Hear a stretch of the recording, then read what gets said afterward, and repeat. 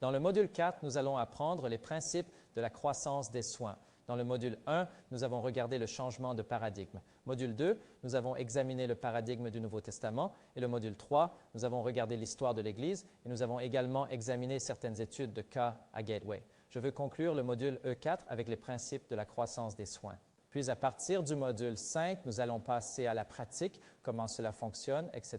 Mais donc, nous avons laissé dans le dernier module qu'il nous faut un réveil et un réveil par la parole et par le Saint-Esprit. Si nous allons dans des églises des églises où il doit y avoir un réveil, nous devons prier pour que le Seigneur éveille les cœurs des gens, même pour en trouver un ou deux ou trois ou quatre, comme que frères et sœurs, ensemble, nous puissions prier ensemble, que l'Esprit de Dieu se déverse dans l'Église et quand il y a un réveil par la parole. Et je crois que la parole de Dieu est puissante. C'est vivant, plus tranchant qu'une épée à double tranchant. Et surtout les livres de Daniel et de l'Apocalypse.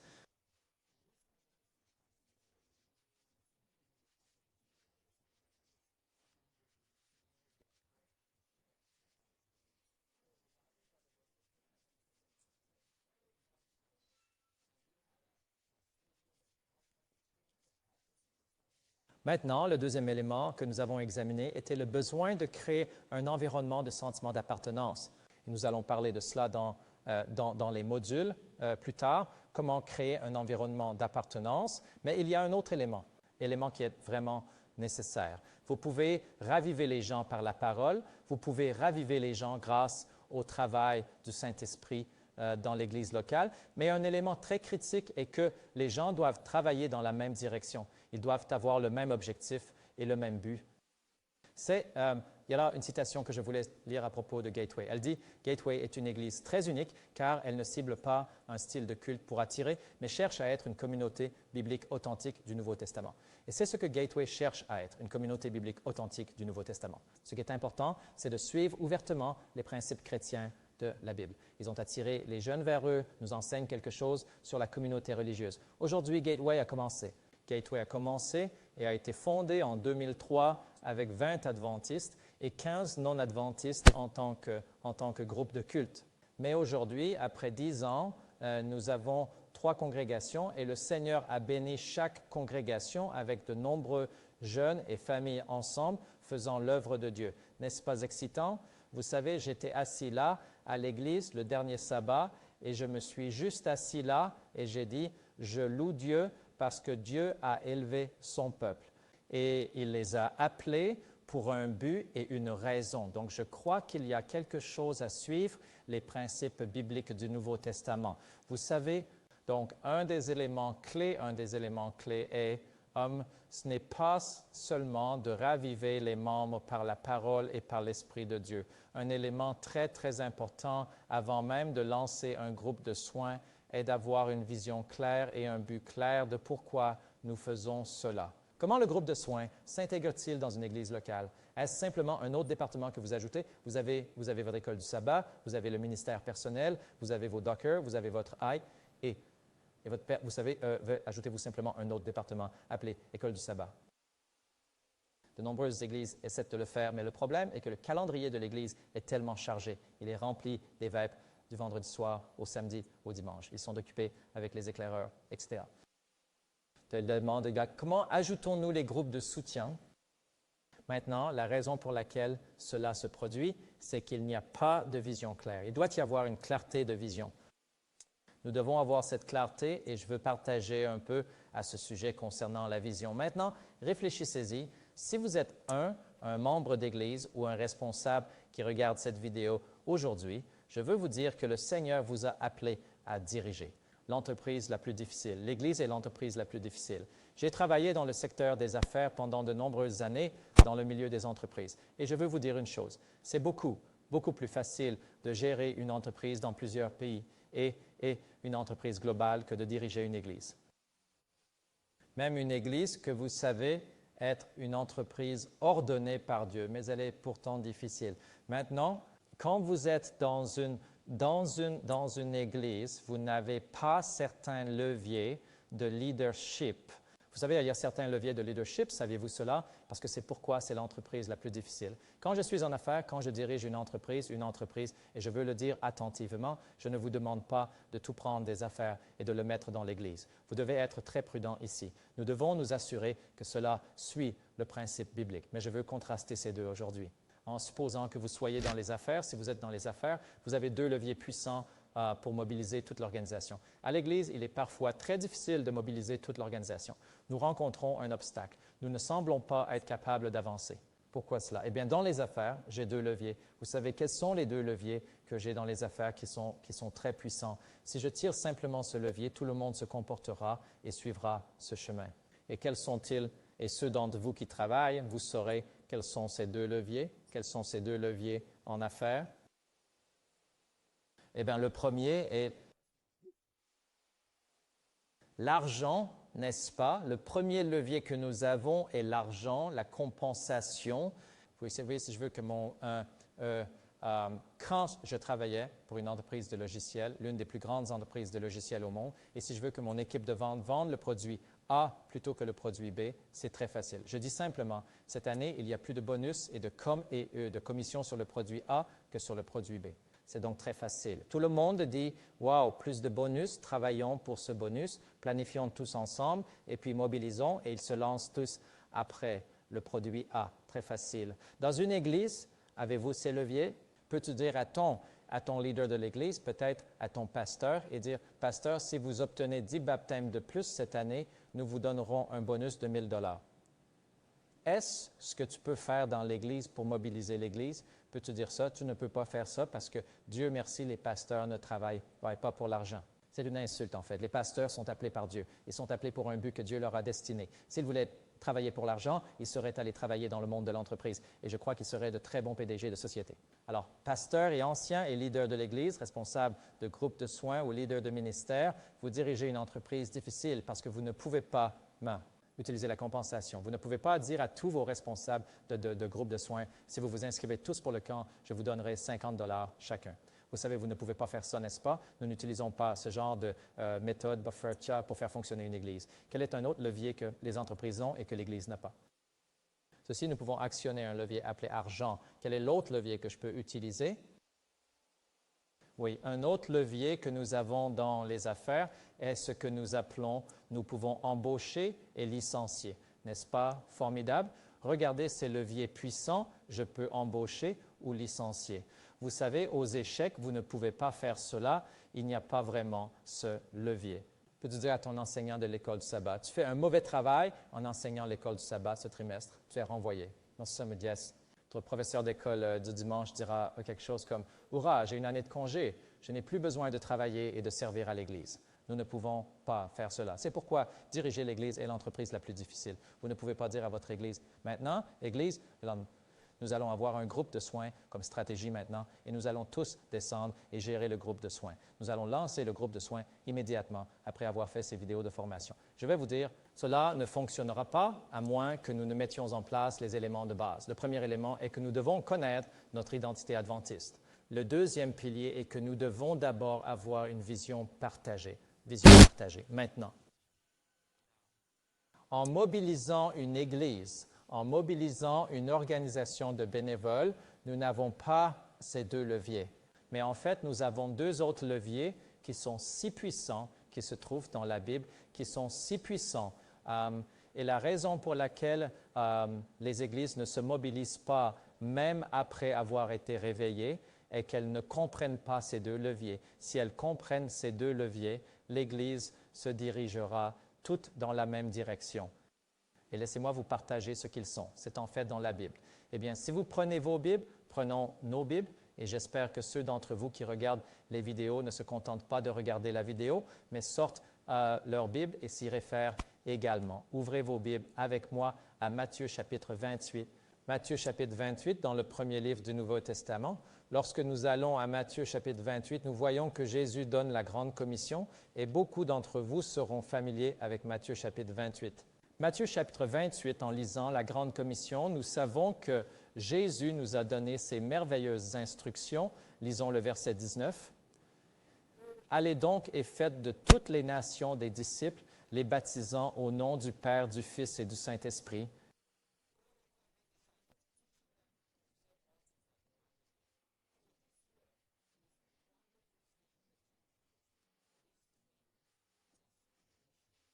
C'est le but, c'est la raison d'être, c'est pourquoi nous existons. C'est une mission que Dieu nous a donnée. Mais vous remarquerez aussi en contraste avec cela que Jésus non seulement a donné la mission, mais il nous a aussi donné la vision. Tournons-nous vers les Actes des Apôtres, chapitre 1. Actes des Apôtres, chapitre 1. Actes, chapitre 1, verset 8, vous serez très familier avec ce passage, mais c'est un passage important. Mais vous recevrez une puissance lorsque le Saint-Esprit sera venu sur vous. Vous serez mes témoins à Jérusalem, dans toute la Judée et la Samarie et jusqu'aux extrémités de la terre.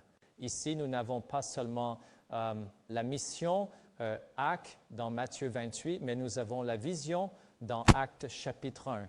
La vision est convaincante. Vous recevrez la puissance, vous allez à Jérusalem, allez en Judée et vous allez jusqu'aux extrémités de la terre. Vous savez, il y a deux leviers que les dirigeants de l'Église locale possèdent. L'un est la vision, l'autre est les valeurs.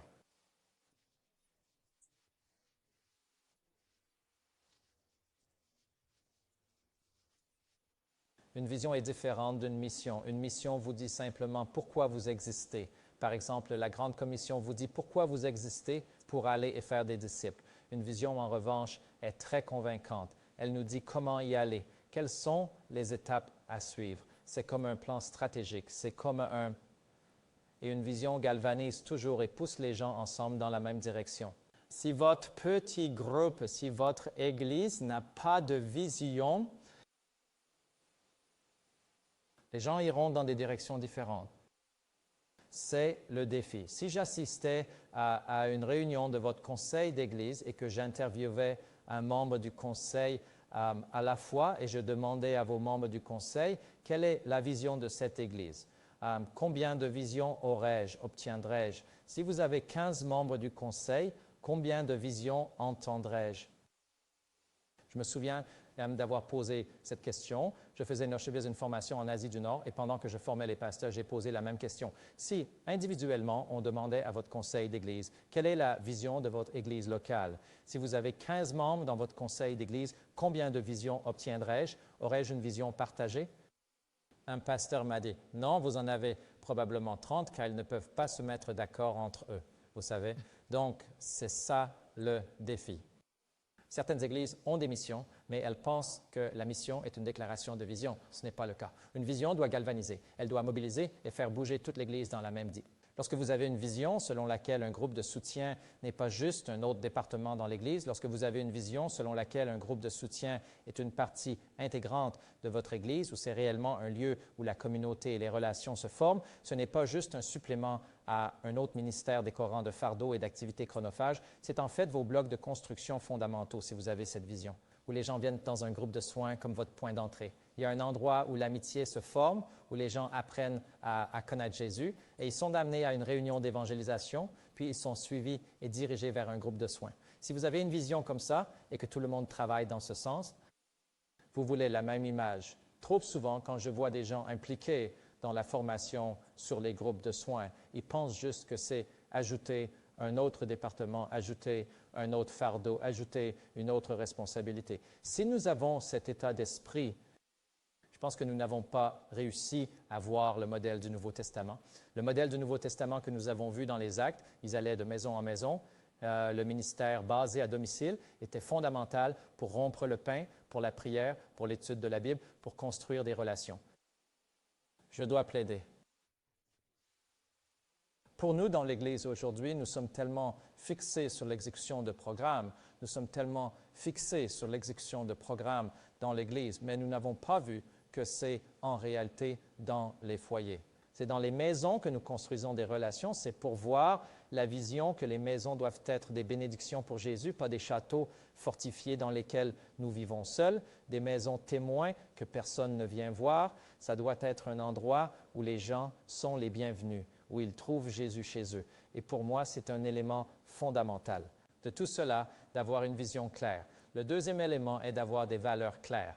Dans les Actes chapitre 2, si vous regardez dans les Actes chapitre 2, versets 40 à 47, je n'ai pas le temps de le lire, mais si vous le lisez après cette vidéo de formation, vous verrez dans 40 à 47 les valeurs de l'Église du Nouveau Testament. Ils étaient unis, vous voir cela. L'unité était une valeur importante. Ils se basaient sur la Bible. La doctrine était une valeur importante. Ils étaient en prière, ils dépendaient de Dieu. C'est une valeur importante. Ils faisaient des sacrifices personnels, ils vendaient leurs possessions, ils partageaient, ils étaient coopératifs. Ce sont des valeurs fondamentales qu'ils ont. Les églises ont besoin de savoir quelles sont leurs valeurs, quelle est la valeur fondamentale. Quand nous sommes clairs sur nos valeurs fondamentales en tant que dirigeants d'église, alors les gens seront heureux de suivre la même vision. Trop souvent, il y a des conflits dans l'équipe parce que même si vous partagez la même vision, disons que vous faites partie d'un groupe de plantation d'église et vous voulez tous planter une église et la vision est claire, allons planter une église dans ce nouveau territoire. Tout le monde avait la même vision, mais le conflit commence. Quand nous ne partageons pas les mêmes valeurs, peut-être avez-vous des valeurs différentes dans différents domaines et différents aspects du ministère et surtout s'il s'agit de valeurs doctrinales. Il est très difficile de travailler ensemble. Dans l'Église primitive du livre des Actes, ils ont des valeurs communes. Donc, avoir une vision commune, une valeur commune, c'est vraiment crucial. Vous savez, c'est tellement intéressant qu'aujourd'hui, dans le monde des affaires, dans la vie d'entreprise, la plupart des dirigeants d'entreprise vous diront que le simple fait d'avoir des compensations, d'avoir des leviers d'embauche et de licenciement n'est pas suffisant. Qui ne produisent pas des leaders à succès dans les entreprises aujourd'hui. La plupart des entreprises aujourd'hui réalisent qu'elles doivent inculquer des valeurs à leurs employés. D'où ont-ils obtenu cela? C'est dans la Bible depuis tout ce temps et nous devons revenir à l'image du Nouveau Testament ici. Donc, Gateway en tant qu'Église, nous avons cette déclaration de vision et nous avons cette déclaration de vision et c'est ce que nous sommes une Église qui se consacre. Gateway sera un centre de formation et de gain d'âme qui multiplie les Églises en 3 ans. C'est notre déclaration de vision. Très difficile, n'est-ce pas? Je me souviens quand cette première déclaration de vision a été formulée lors d'une retraite de leadership, quand nous sommes partis pour prier, je pensais, pourquoi ne pas simplement supprimer les 3 derniers mots? Vous savez, c'est un peu trop difficile. Pourquoi ne pas supprimer ce facteur temps? Mais les leaders, les jeunes m'ont dit, non, nous l'aurons. Nous ne serons pas seulement un centre nous serons des Dorels, un centre de formation, mais nous multiplierons également les églises. Aujourd'hui, nous sommes bénis non seulement par la multiplication des églises à Melbourne au fil du temps. Nous avons vu des jeunes quitter Gateway, retourner dans les pays d'où ils viennent et ils créent des groupes de soins. Nous avons des centaines de groupes de soins dans toute l'Asie aujourd'hui et dans le monde entier. Et nous avons vu certains groupes de soins se transformer en églises dans différentes grandes villes d'Asie aujourd'hui, des villes difficiles. Et nous avons vu Dieu bénir leur travail. Quelle vision enthousiasmante, n'est-ce pas? Quelle vision passionnante est cela? Quel défi incroyable que Dieu a donné à nos jeunes. Ellen White dit, « Nous avons une armée de travailleurs que notre jeunesse bien formée pourrait fournir. » Wow!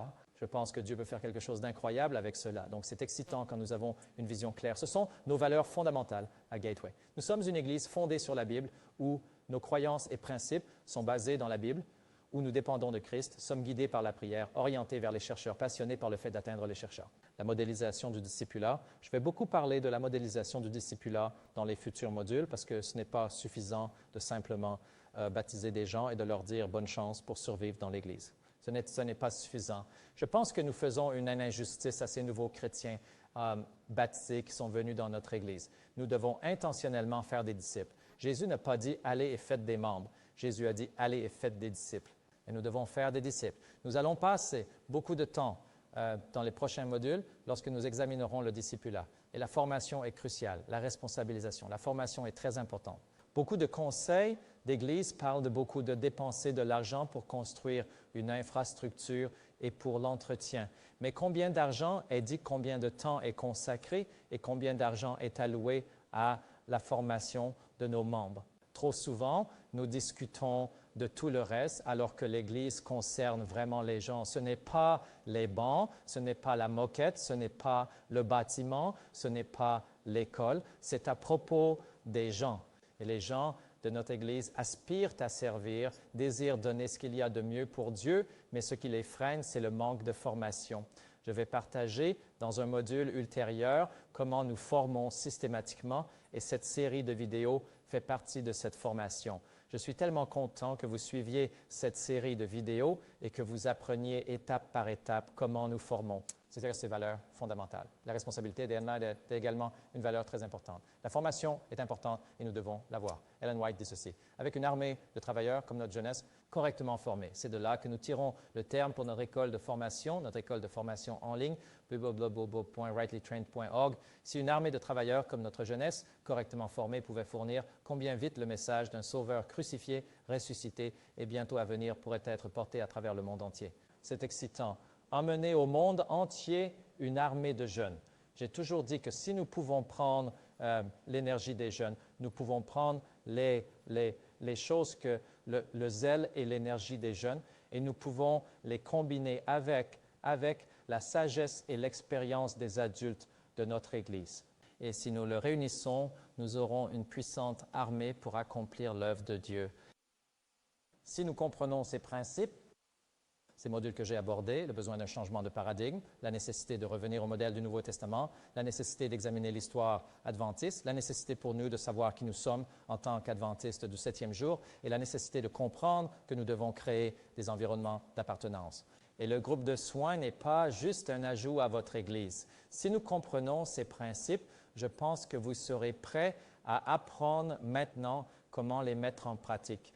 Et la Bible nous guidera. La Bible ce n'est pas juste un livre de principes, mais la Bible nous indique aussi, étape par étape, la méthode. Il y a des méthodes dans le livre de la parole de Dieu ici, et nous l'apprendrons ensemble. Donc, dans les modules ultérieurs, nous examinerons cela, et donc hâte d'aborder la prochaine section qui concerne la mise en œuvre pratique des groupes d'entraide.